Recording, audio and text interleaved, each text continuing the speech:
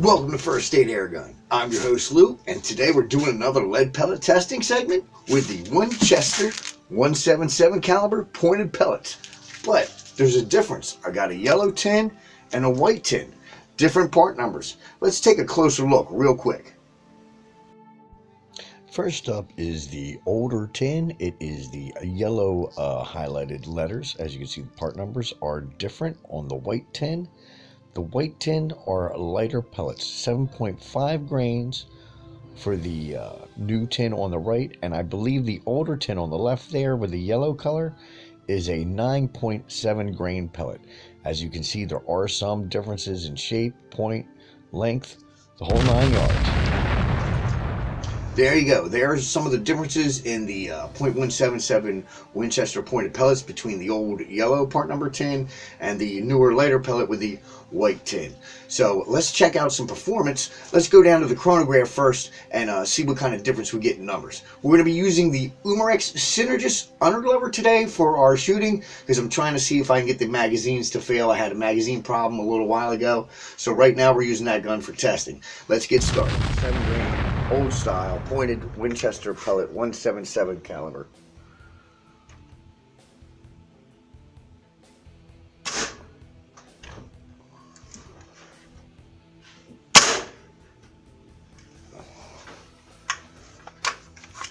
When I put on the new paste, I forgot to put on the target paste, so that could have affected my consistency just a tad. You big dummy. Even without being able to see the exact center of the target, still not bad. I don't think it was as consistent as I could have been, but I'm happy. Alright, now let's take a look at the new version of the pointed pellets in the white tin with the 7.5 grain pellet. Let's check it out.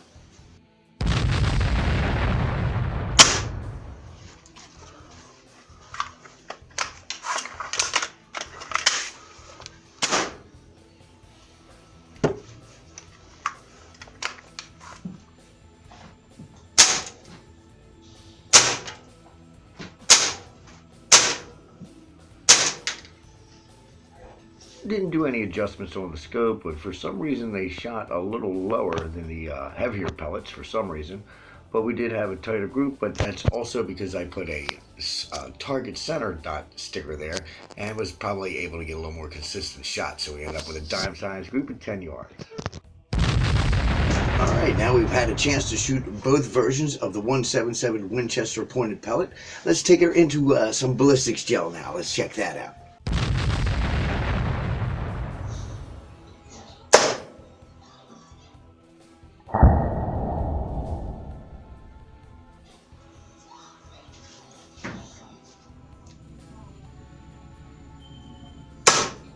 I hear it.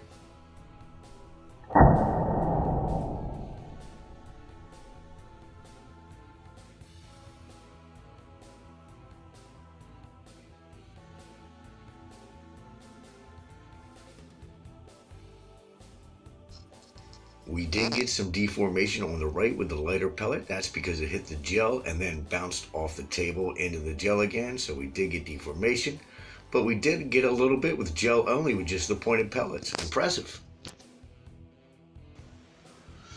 So far, both pellets performed pretty well. So you know what time it is. It's my favorite time. It's time to shoot some clay.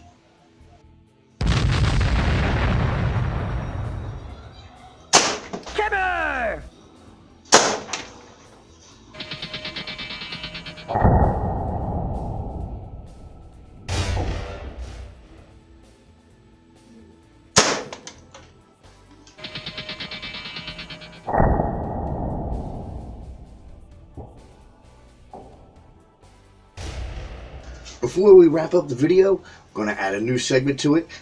We'll see if it stays permanent. Leave a comment in the comments below. We're going to try the slow motion can cam. Let's check it out.